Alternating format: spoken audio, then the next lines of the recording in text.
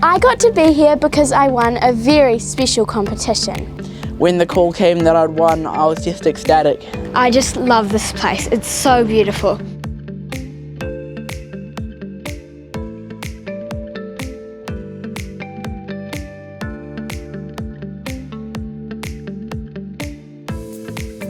My advice is if you go on an adventure like this, you should definitely say yes to everything.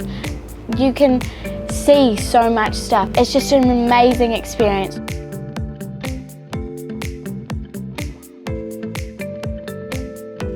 This trip has been such an eye-opener to the amazing conservation work and the hard yards that people who really care are putting in, and it's just been amazing to be around such passionate people, and I hope I can take this passion back to my home.